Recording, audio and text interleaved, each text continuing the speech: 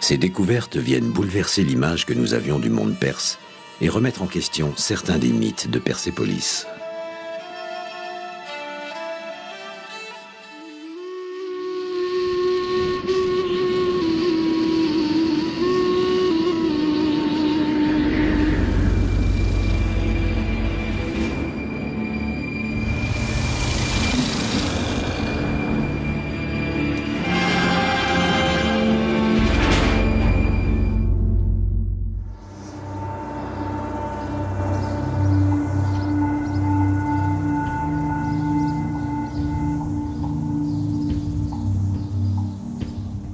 Au cœur d'une des vastes plaines de ce pays qu'on appelle aujourd'hui l'Iran, se dressent les vestiges d'une ancienne cité de légende.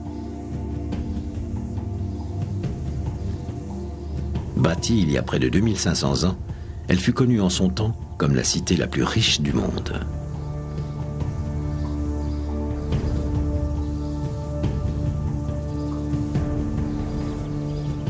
Puis, durant les 2000 ans qui suivirent sa destruction, elle sombra dans l'oubli, effacée de la mémoire des hommes en même temps que l'histoire du peuple qui l'avait bâtie. Les Perses restent un mystère à nos yeux. Nous les connaissons beaucoup moins bien que les Grecs, les Romains ou les Égyptiens. C'est pourquoi on peut dire qu'ils restent une des grandes énigmes de l'histoire antique.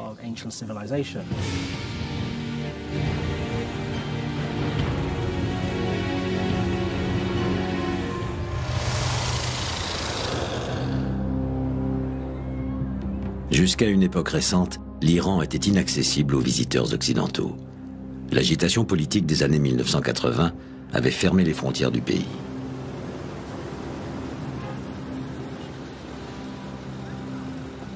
Mais au cours de ces dernières années, la situation a évolué et les chercheurs peuvent enfin accéder à ces sites de légende. Le docteur Lloyd Llewellyn-Jones a consacré 15 ans de sa vie à l'étude de la Perse antique. Mais c'est la première fois qu'il a la possibilité de se rendre à Persépolis, au cœur de la civilisation perse. En se rendant sur des sites comme Persépolis, on peut enfin commencer à donner un visage aux Perses, à mieux cerner leur identité.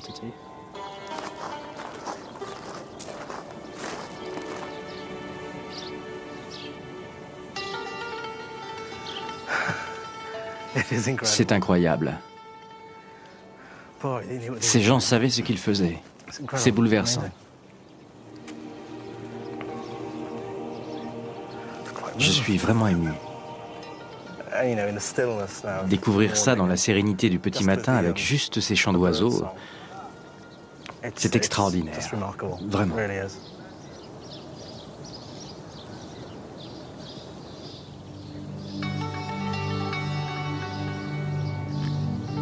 Extraordinaire, Persépolis l'est sans doute, mais l'histoire ne lui a jamais rendu justice. Sans doute en partie parce que les Perses n'ont laissé que peu de traces écrites de leur histoire. L'histoire n'a pas d'importance pour les Perses. Ils ne racontent pas leur passé. Ce qui compte, c'est le moment même. Tout ce qui s'est passé dans le passé, s'il n'y a pas un lien direct avec le moment même, ça part dans l'oubli. Nos sources perses sont vraiment très limitées. La plupart des choses que nous le savons à travers les sources grecques. Et l'image que nous avons à travers les sources grecques est vraiment très biaisée. Les Grecs portaient sur leurs puissants voisins un regard ambigu, nourri de nombreuses rancœurs. Les Perses avaient occupé les comptoirs grecs d'Asie mineure, incendié l'acropole d'Athènes lors d'une expédition d'Exercès et étaient intervenus en faveur de Sparte lors de la guerre qui l'opposait à Athènes.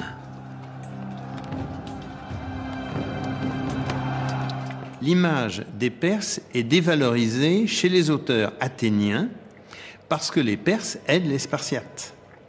Et donc on a dans une pièce d'Euripide un Troyen qui est représenté, et il est représenté avec tous les défauts qu'on attribue aux Perses, c'est-à-dire il est efféminé, il a des robes flottantes, il n'est pas courageux, il a une mentalité d'esclave.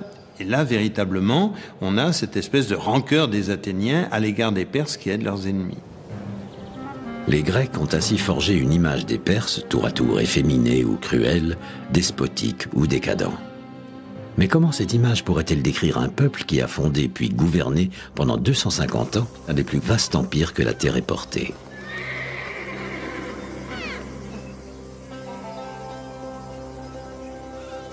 C'est au sein des tribus nomades qui vivaient dans les plaines de la Perse que cet empire a pris naissance.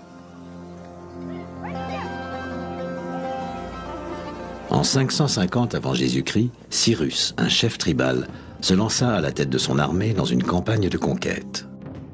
Grâce à son charisme et à ce que les Grecs décrivirent comme la crainte qu'il inspirait et la terreur qui frappait les hommes en sa présence, Cyrus prit le contrôle de territoires de plus en plus vastes.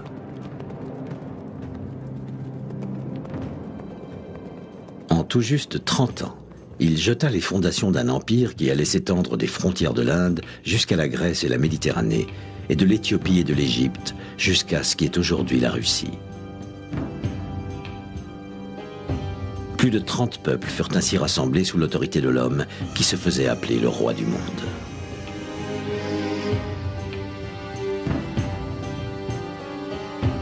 Au cœur de cet empire, Darius Ier, le 4e souverain de la dynastie perse des Achéménides, commença en 515 avant Jésus-Christ la construction de Persépolis, sa nouvelle capitale.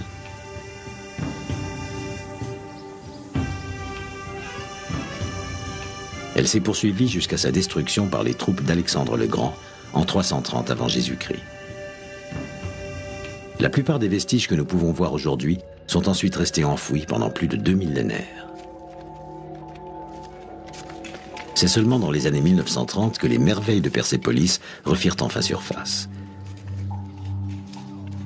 Des fouilles mirent alors au jour de fabuleux bas-reliefs parfaitement conservés et les escaliers monumentaux qu'ils décoraient. Les archéologues venaient de découvrir un site d'une richesse inespérée.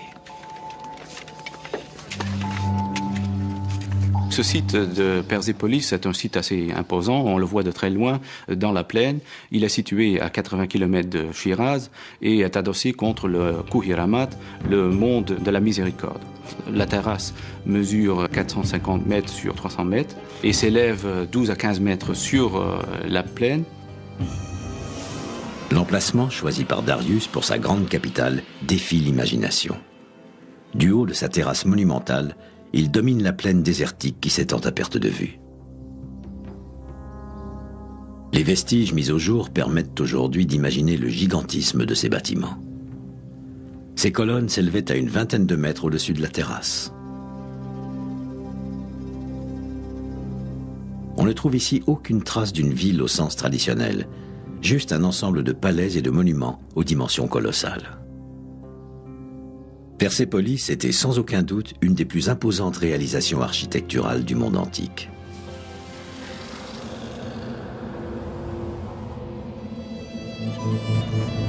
Il se dégage du site une impression de puissance et d'harmonie qui dépasse les proportions humaines.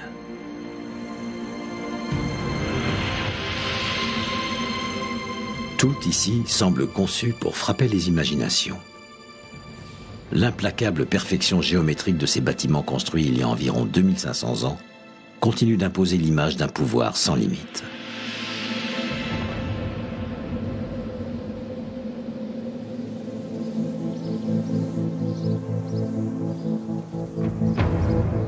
Mais pourquoi, alors que l'Empire disposait déjà de 2 capitales, Suse et Ecbatane, Darius a-t-il construit cette étrange cité dans un endroit si reculé ? Et comment les rois des rois pouvaient-ils diriger leur immense empire depuis Persépolis ? L'empire achéménide était vraiment un empire très centralisé. Donc au centre, il y avait le roi, qui était en constant mouvement d'un palais à l'autre, selon les saisons. Et puis les affaires de tous les jours étaient gérées par les satrapes. On a trouvé aussi de la correspondance entre les satrapes et le roi. Pour contrôler leur empire, les rois de Perse avaient développé un fabuleux réseau de routes, parfois taillées dans la montagne, qui permettait d'acheminer à tout moment l'information jusqu'à l'endroit où ils se trouvaient. Ce qui est frappant dans l'Empire perse, c'est la rapidité des communications. L'Empire perse est sillonné par des routes qui sont les routes royales, sur lesquelles des courriers crèvent leurs chevaux pour apporter les ordres du roi de Perse et rapporter les rapports. La hantise du roi de Perse, c'est que les grands satrapes répartis de la Bactriane, de l'Azerbaïdjan jusqu'à l'Égypte et de l'Égypte jusqu'à l'Asie mineure, ne deviennent indépendants. Donc à côté d'eux, ils ont les yeux du roi, qui sont des espions royaux, qui sont là pour les surveiller et qui envoient des rapports. Et le roi envoie également des ordres qui parviennent extrêmement vite. L'Empire perse est un empire qui est prodigieusement innervé par ces routes, qui sont des routes de circulation et de communication. Une de ces routes reliait Persépolis à Suse, une autre capitale, puis continuait sur 1500 km vers l'ouest jusqu'à Éphèse. Passagarde et Ecbatane étaient également desservis par ce réseau qui se prolongeait à l'est jusqu'en Inde et au sud jusqu'en Égypte. Mais ce sont les messagers qui parcouraient ces routes qui ont frappé Hérodote au point qu'il écrivit à l'époque « Nul mortel ne se déplace plus vite que les courriers perses ». C'est une autre innovation des Perses qui avait rendu possible ce tour de force. À distance régulière, des relais de poste fournissaient aux courriers royaux des chevaux frais et des vivres qui leur permettaient de conserver une allure constante sur d'immenses distances. Une route très connue, par exemple, mène de Sardes en Lydie à Suse, au cœur de l'Empire perse. Il faut savoir, par exemple, qu'une armée à la marche avait besoin d'à peu près 3 mois pour couvrir cette distance, quand même de 2400 km. Alors qu'avec des coursiers, on pouvait couvrir la distance en quelques jours seulement. Ces relais de poste étaient tenus par des soldats. Et pour la première fois dans l'Antiquité, voyageurs et marchands pouvaient se déplacer sur de vastes territoires sans craindre les bandits.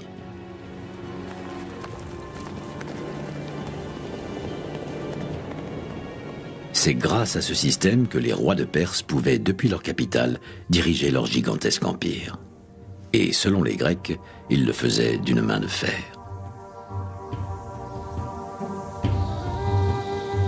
La crucifixion et le supplice du pal sont des supplices typiquement perses. Mais les Perses les utilisent assez peu. Et quand ils les utilisent aussi à l'égard de leur propre prince. Il y a un jeune homme qui se permet de violer une des suivantes de la reine de Perse. On le menace du pal ou bien de faire le tour de l'Afrique. Il essaie de faire le tour de l'Afrique, il s'arrête dans le golfe de Guinée, il revient et du coup on l'empale. Ce bas-relief de Bitertoun, au nord-ouest de l'Iran, nous présente effectivement une image brutale du souverain perse. On y voit Darius le Grand réduire en esclavage ceux qui menacent son trône. C'est un avertissement à tous ceux qui seraient tentés de lui résister. Les textes grecs voyaient dans ces coutumes les preuves de la barbarie et de la cruauté des souverains perses. Mais dans les ruines de Persépolis, les chercheurs ont aussi fait une incroyable découverte qui allait permettre de s'affranchir du regard des Grecs et d'envisager la civilisation perse sous un jour différent. «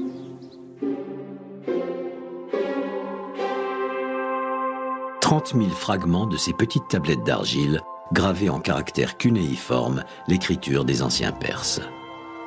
Elles constituent une des seules sources d'information de la main des Perses sur les réalisations de leur empire.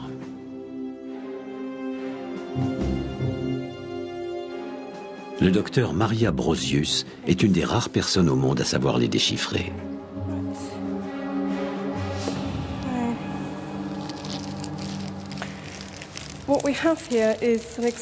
Voici un exemple de ces tablettes d'argile découvertes à Persépolis.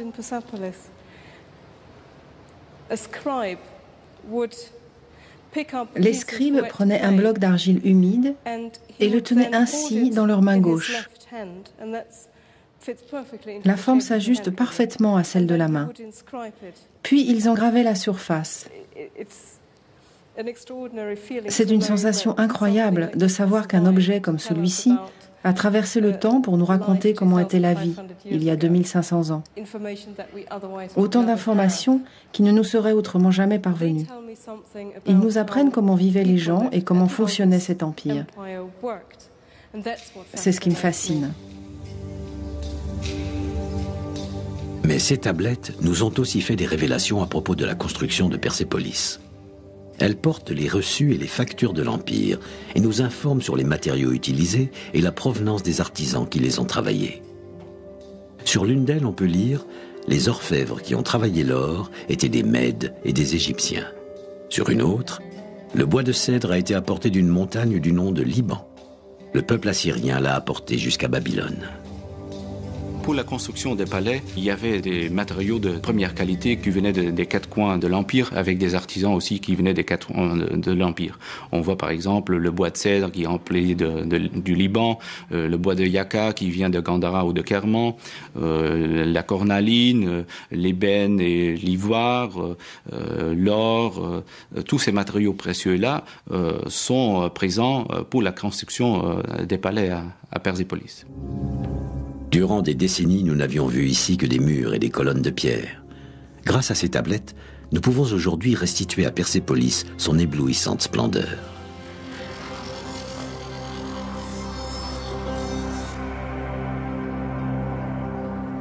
On comprend alors pourquoi elle était aux yeux des peuples de l'Antiquité la plus riche cité du monde. Les quantités de matériaux précieux évoquées dans les documents nous montrent que les rois de Perse avaient choisi de faire de ce lieu un concentré des richesses de leur immense empire.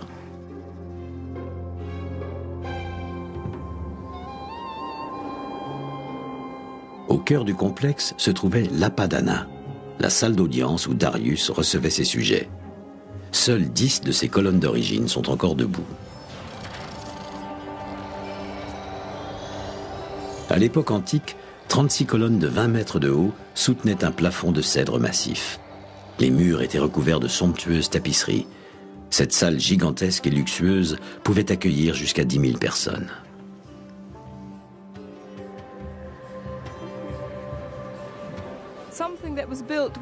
Une telle salle, composée de colonnes de 20 mètres de haut, ça devait sembler surnaturel.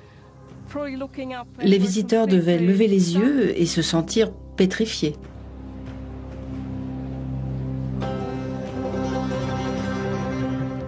On voit à quel point ces colonnes s'élancent vers le ciel.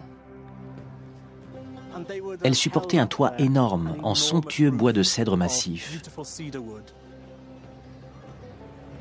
Il devait imprégner l'ensemble du lieu de cette odeur entêtante du cèdre du Liban. L'un après l'autre, les rois qui succédèrent à Darius poursuivirent la construction de Persépolis selon le plan qu'il avait défini. Xerxès, son fils, l'ennemi juré des Grecs, fit bâtir l'extraordinaire palais aux 100 colonnes.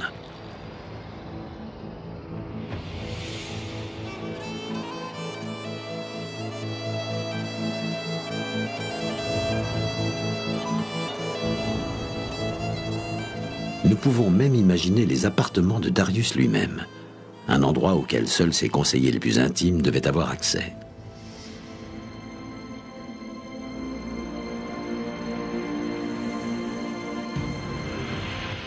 Les plaques en porphyre qui habillaient ces murs étaient si finement polies qu'on a appelé cette pièce la salle des miroirs.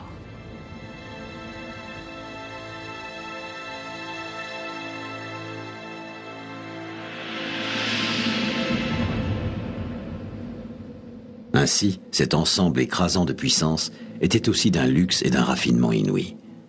Mais à qui tout ce faste était-il destiné? Quelle était la fonction de cette incroyable capitale?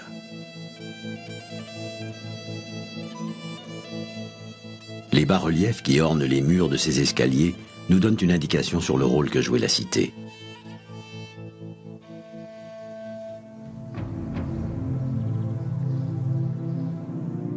Ils dépeignent les différents peuples de l'Empire se rendant à Persépolis pour y présenter leurs offrandes et leurs hommages au grand roi.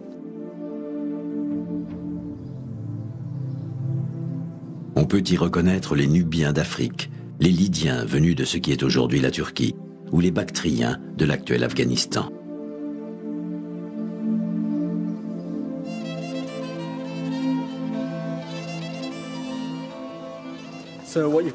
Cette série de scènes décrit les porteurs de tribus en visite à Persépolis. Et tous sont chargés de présents venus des quatre coins de l'Empire. Les meilleurs chevaux, les chèvres laineuses des montagnes, C'est toute la richesse de l'Empire qui est apportée ici, au pied du grand roi. Ici, on peut voir un magnifique chameau. Ses traits sont incroyablement expressifs.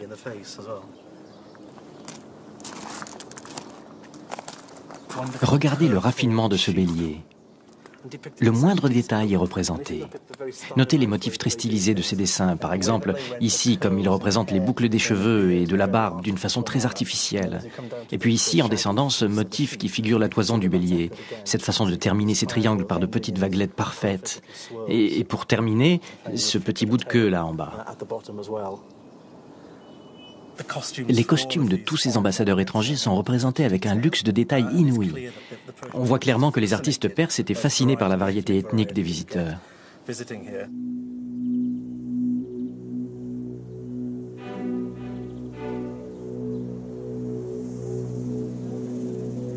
C'était cela, la véritable fonction de Persépolis. Elle n'était pas un centre de pouvoir militaire ou administratif. Elle était d'abord et essentiellement un lieu de culte symbolique. De tous les coins de l'Empire, les peuples assujettis venaient ici porter leur présent au roi.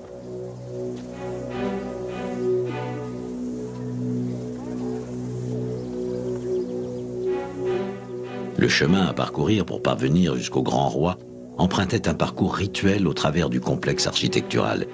Il était conçu pour magnifier l'impact des bâtiments eux-mêmes. La montée de ces marches devait être une expérience émotionnelle incroyable.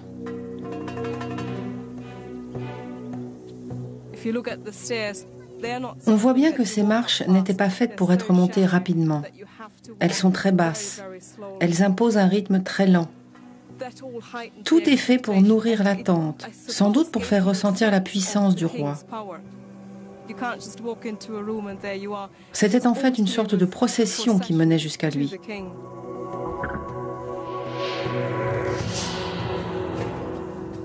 Ici, on voit les porteurs d'offrandes qui conduisent leurs chameaux. Ils apportent des coupes et des bijoux. Et il faut imaginer l'incroyable cacophonie qui les entoure.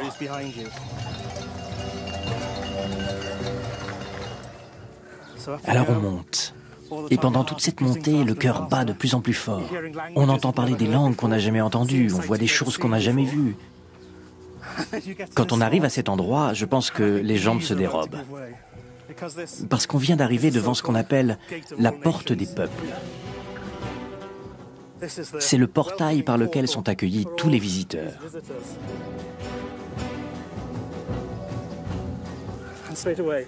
Et immédiatement, on est confronté à cette image de la royauté.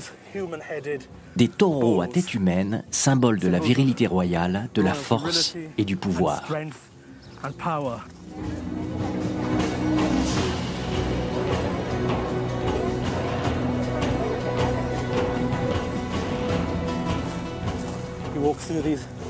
On s'engage sous cet énorme portique et soudain, tout devient sombre.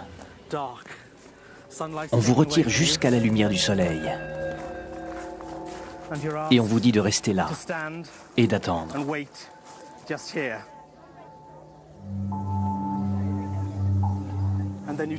À ce moment-là, on se tourne et on est saisi par la vision de cette incroyable terrasse impériale.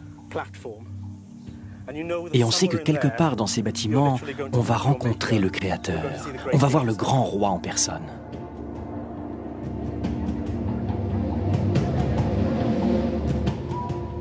Alors on reprend sa marche, on s'approche. On a maintenant le cœur qui s'affole. Cette traversée doit paraître incroyablement longue. Si on vient d'une région reculée de l'Empire, jamais on n'a vu de bâtiment comme celui-ci.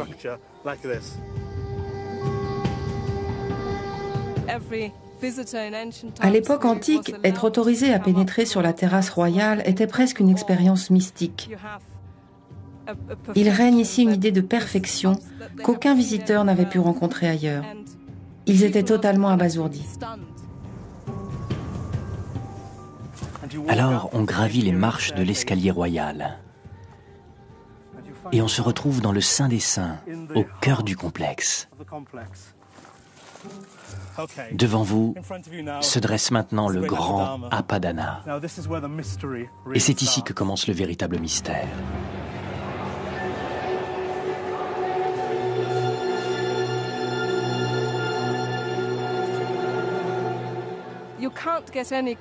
Ici, on est au plus près de l'image que les rois de Perse voulaient donner d'eux-mêmes. Et le message qu'ils font passer ici, c'est « Voyez, nous avons conquis le monde, nous n'avons plus rien à prouver à personne. »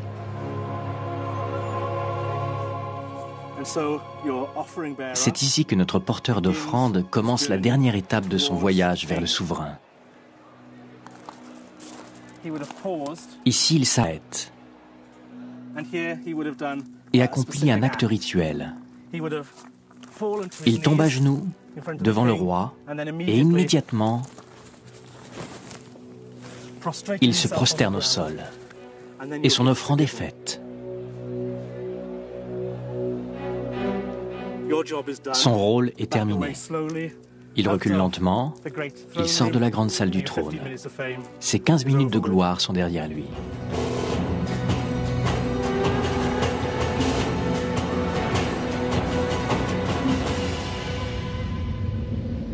L'image de luxe et de puissance qu'imposait Persépolis était donc destinée aux représentants de tous les peuples de l'Empire. Mais si la volonté d'impressionner est manifeste, les bas-reliefs nous montrent aussi que les rois de Perse ne cherchaient pas à effrayer leurs sujets, bien au contraire. Les hommes qui sont représentés ici se tiennent la main. Ils paraissent s'encourager mutuellement. On ne trouve aucune scène de bataille, aucune représentation violente à Persépolis. Nous sommes bien loin du mythe des despotes cruels. L'image qui domine ici est celle d'une Perse paisible. Les inscriptions royales évoquent elles aussi un pouvoir bienveillant. Elles proclament que le roi aime la paix et non la guerre, et que les peuples assujettis sont autorisés à pratiquer leur culte et leurs coutumes. On pourrait bien sûr penser que ces affirmations sont l'œuvre de la propagande perse. Après tout, ces bas-reliefs ont été commandités par le roi et ces tablettes étaient gravées par ses fidèles serviteurs. Mais le livre d'Ezra nous apporte un témoignage indépendant. Au chapitre 1er, on y loue les Perses pour avoir libéré les Juifs et les avoir laissés pratiquer leur religion en toute liberté. Je pense qu'il est juste de dire que les Perses ont eu une vision totalement originale de la façon dont un empire doit être géré. Dans l'ensemble, dans le monde antique, l'idée dominante semble avoir été de conquérir, d'anéantir, puis de reconstruire selon ses propres modèles. Ce n'est pas du tout ce qu'on voit à l'œuvre chez les Perses. En fait, la seule chose que le roi de Perse exigeait de ses sujets, c'est qu'ils payent leur tribut. Les peuples étaient vraiment très libres dans leurs choix religieux. Il y avait juste une administration centrale, mais pour le reste, l'empire achéménide était vraiment caractérisé par une tolérance générale. Ça se voit aussi dans les inscriptions, par exemple. Il y a plusieurs versions des inscriptions, donc il y a les versions officielles en babylonien, élamite et vieux perse, mais selon les peuples, il y avait parfois aussi une quatrième version ajoutée. Par exemple, en Égypte, il y avait toujours une version en hiéroglyphes. En laissant toutes les nations assujetties vivre leur vie comme elles l'entendaient, les Perses ont réussi à faire prospérer un empire composé d'ethnies diverses et parlant de multiples langues dans une paix relative durant 250 ans. Cette tolérance des Perses était sans doute motivée par un objectif purement politique. En laissant au peuple leur spécificité ethnique et leur culte religieux, ils leur donnaient moins de raisons de s'opposer à leur pouvoir. Mais bien peu d'empires au cours de l'histoire peuvent se vanter d'avoir réellement appliqué ces préceptes. Et les Perses étaient les premiers.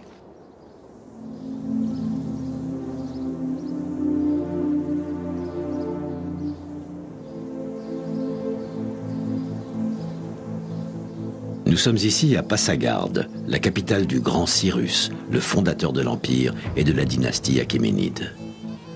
Les fouilles des vestiges de son palais nous ont apporté une autre preuve de la sophistication et du raffinement de la culture de ces grands rois de Perse qu'on a longtemps présentés comme des barbares incultes et belliqueux.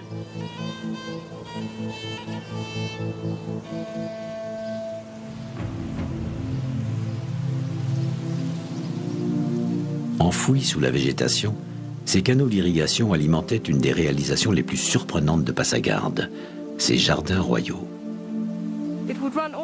Ces conduits faisaient le tour du jardin et irriguaient l'ensemble de cette zone située face au palais de Cyrus.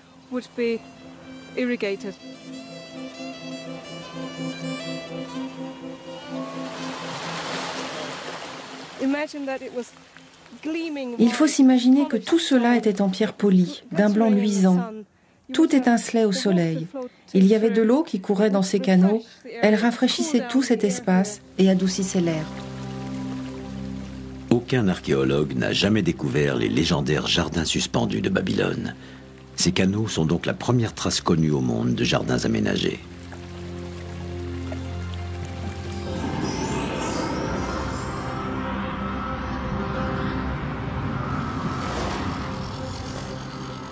Le roi Cyrus appelait ces jardins paradiso. Ce terme perse, qui signifie jardin clos, nous a donné le mot paradis.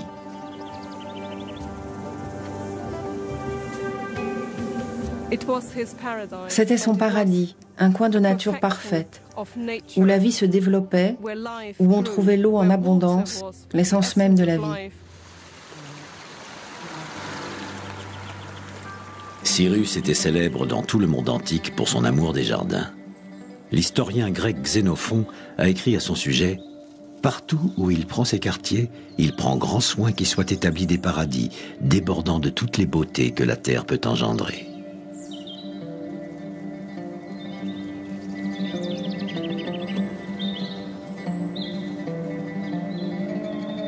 On disait que Cyrus s'occupait en personne de ces jardins. Il affirma un jour à un visiteur grec « Cet agencement est le fruit de mon travail. Je jure sur le dieu soleil que jamais je ne m'assois pour dîner sans avoir auparavant travaillé au jardin. » Les tablettes d'argile découvertes à Persépolis nous ont livré des inventaires des arbres et des plantes qu'on faisait pousser ici. Elles nous montrent à quel point la composition de ce jardin était symbolique. Les tablettes d'argile énumèrent des milliers de plants d'essence d'arbres différentes, dont des oliviers, des mûriers, des palmiers dattiers, qui étaient récoltés pour être replantés ici au printemps suivant.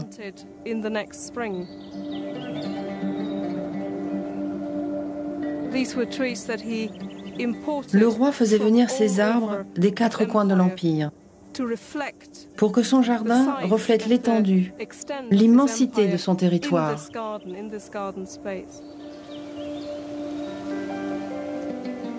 Comme le faste de Persépolis, ces jardins avaient une fonction politique. Ils faisaient partie intégrante du système perse. En faisant pousser toutes ces plantes dans un environnement aride, les rois des rois montraient d'une manière éclatante et paisible à leurs visiteurs qu'ils dominaient le monde.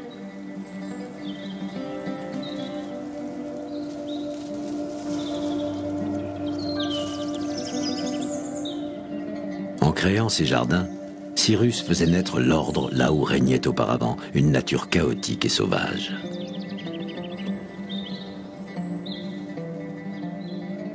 Dans un sens, le jardin symbolisait aussi de manière subtile la capacité du roi à maîtriser la vie.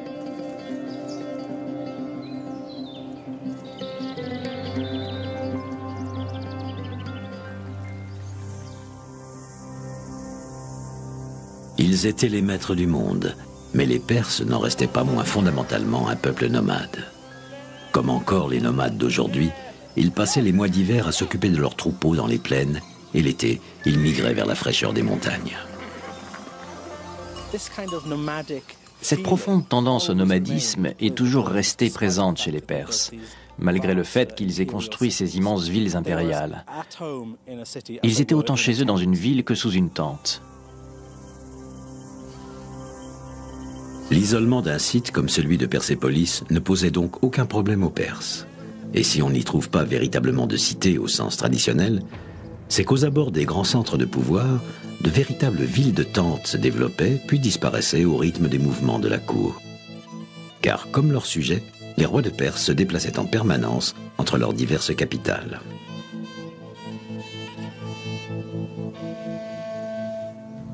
Il faut savoir que la cour achéménide était en constant mouvement.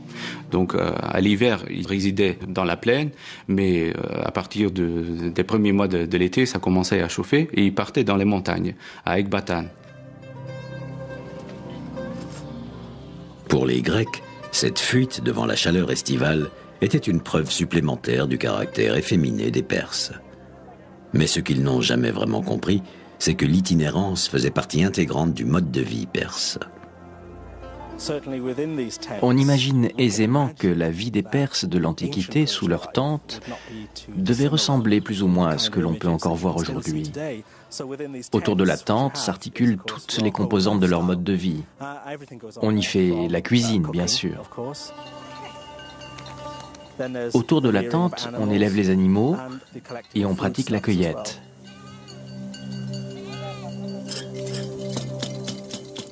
Et puis on tisse aussi. Des tapis, des couvertures, des tapisseries, les matériaux dont sont faits la tente. Mais on tisse aussi des vêtements. Et c'est traditionnellement le rôle des femmes, bien sûr. Tout ceci fait partie des traditions nomades d'aujourd'hui et nous renvoie sans aucun doute aux activités traditionnelles des anciens Perses.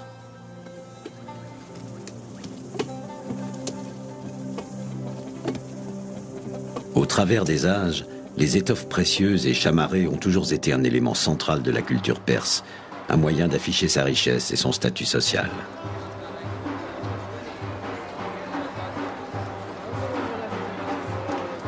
Les épices, les dorures et les tissus bariolés de ce bazar de Shiraz auraient sans doute semblé familiers à un Perse de l'Antiquité.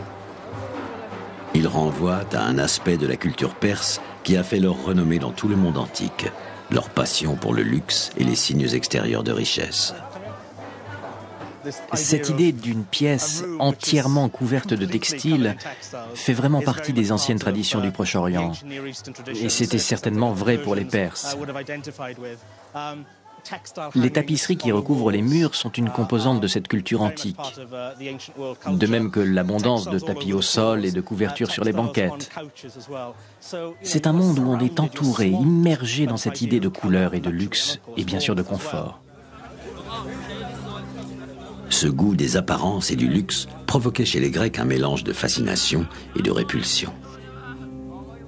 Les Grecs vont être tout à fait étonnés lors des guerres médiques par le luxe des camps perses quand ils vont les prendre d'assaut. Ils vont être tout à fait étonnés par les coupes en or, par les objets en or, par les harnachements de chevaux en or. Et donc il y a une sorte de fascination-répulsion pour cet or perse qui finit par couvrir l'idée d'un peuple amolli par le luxe, ce qui ne correspond pas du tout à la vérité historique. La coutume du festin perse, en particulier, les a frappés comme l'expression caractéristique de ce style de vie luxueux et décadent. Et pourtant, ils ont aussi senti qu'elle avait une fonction politique. Les Perses semblent avoir eu comme principe de dire la vérité. C'est en fait une chose que les Grecs, à contre-cœur, admiraient chez eux. Et ils utilisaient l'alcool à des fins politiques. Les Perses avaient tendance à s'enivrer fortement parce que c'est seulement dans l'ivresse qu'on dit la vérité.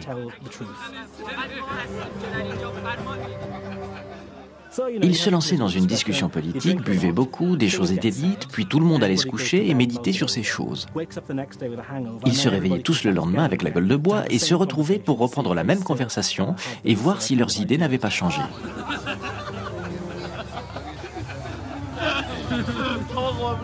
Hérodote a choisi les Perses pour définir les différentes sortes de régimes politiques. Le seul moment où Hérodote établit une comparaison entre la monarchie, l'oligarchie, la démocratie, la plutocratie, c'est dans ce qu'on appelle les discours perses, qui sont une sorte de discours de science politique sur les différents régimes. Et finalement, c'est Darius qui l'emporte en expliquant que la monarchie est supérieure à toutes les autres. Mais là encore, le regard des Grecs est très ambivalent. Certains ne voyaient dans cette coutume qu'une preuve supplémentaire de l'infériorité de la race perse. Alexandre le Grand mettait en garde ses propres soldats. La gloutonnerie et l'opulence font perdre la dignité d'homme. Ceux qui engouffrent de tels repas sont bien trop vite vaincus au combat. Il faut savoir quand même que les sources grecques sont très biaisées. Ils ont voulu créer une sorte de contraste avec eux-mêmes, en présentant les rois perses comme très efféminés, en parlant tout le temps de la décadence de la cour perse. Ça crée une image supérieure de leur propre culture. Alexandre le Grand s'est servi du prétexte de l'influence corruptrice de cette décadence pour réunir les cités grecques et se lancer à la conquête de cet empire qui dominait le monde depuis 2 siècles et demi.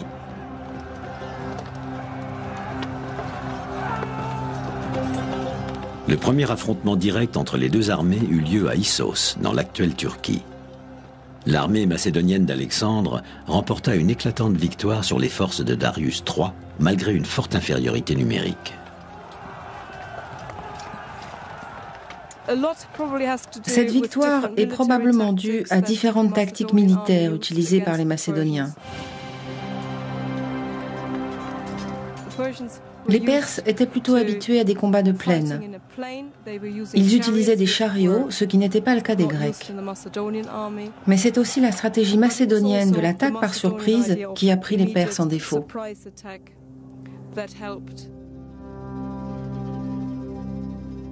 Au cours des 2 années qui suivirent, la supériorité tactique d'Alexandre lui permit de s'emparer de vastes territoires contrôlés par les Perses.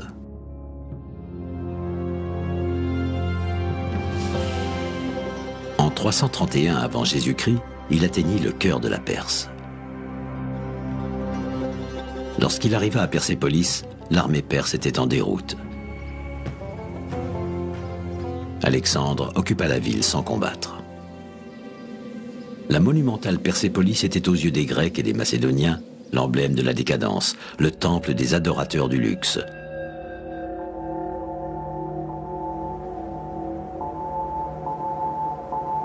Alexandre déclara à ses soldats qu'il venait de prendre la plus détestable des villes. On raconte qu'Alexandre, triomphant, offrit un banquet à ses troupes à Persépolis. Selon les sources grecques, c'est à cette occasion que fut scellé le sort de la ville. Dans l'ivresse, Alexandre aurait accordé à une des courtisanes qui l'accompagnait l'autorisation de brûler la ville. Alexandre était déterminé à détruire tout ce qui pouvait constituer une source de résistance et d'opposition à son pouvoir. C'était le cas de Persépolis. Il voulait démontrer qu'il avait anéanti le pouvoir perse. Alexandre avait parfaitement compris le rôle symbolique de Persépolis au cœur de l'Empire perse. Il se devait de la détruire. Les auteurs anciens racontent que cette ville était sans protection. Il n'y avait aucune garnison militaire pour défendre sa population.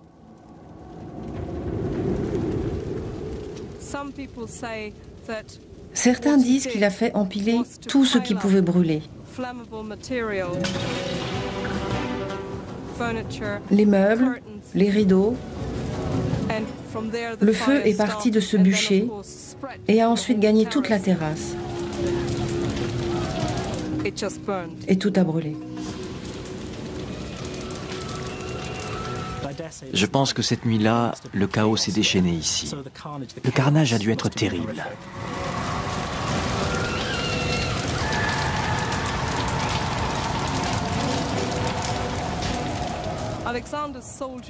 Les soldats d'Alexandre ont complètement mis à sac la ville. Ils ont pillé tout ce qui pouvait l'être. Ils ont brûlé les habitations.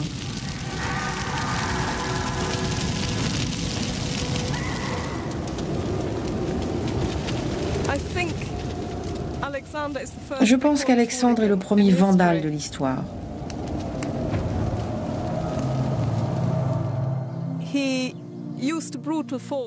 Il a eu recours à la force brutale, à la violence gratuite. Il a détruit un site qui n'avait aucune fonction militaire et qui était totalement sans défense. C'était parfaitement inutile de tout brûler et de massacrer la population de Persépolis. Un des grands mythes autour d'Alexandre, c'est le mythe de l'incendie de Persépolis. Effectivement, Persépolis a brûlé, mais les recherches des dernières années ont quand même révélé que c'est pas l'ensemble qui a brûlé, mais on a mis le feu à des endroits bien précis, notamment les palais de Xerxès et tout ce qui avait un lien avec Xerxès.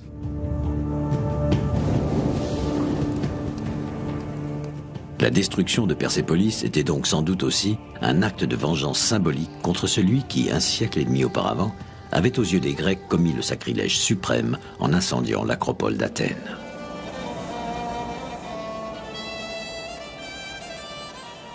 Les cendres encore fumantes de Persépolis annonçaient au monde la fin du règne des Perses et la domination des Grecs hellénistiques sur les siècles à venir. C'est une triste fin pour cette incroyable cité impériale. Ce grand centre culturel et cérémonial.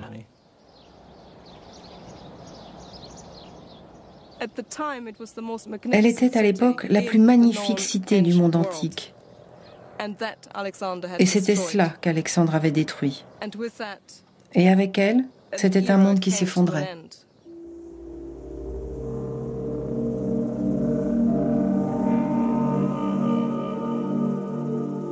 Mais en brûlant Persépolis, Alexandre a paradoxalement contribué à la sauvegarde de sa mémoire. Une grande partie de la ville est restée enfouie sous les cendres qui, durant 2500 ans, ont protégé ces sublimes fresques de l'érosion des éléments naturels.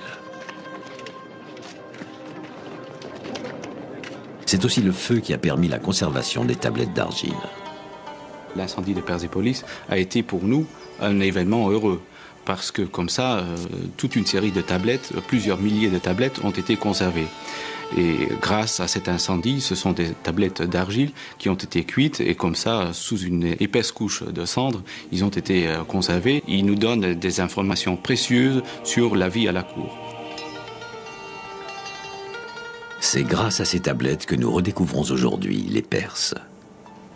Ils ont bâti le premier empire universel de l'histoire en développant un modèle de tolérance et de respect des autres cultures, un exploit que bien peu ont égalé depuis.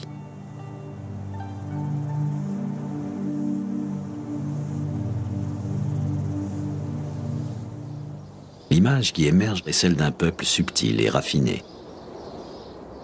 Peut-être va-t-elle enfin permettre à la Perse de retrouver la place qui lui est due aux côtés des plus grandes civilisations de l'Antiquité.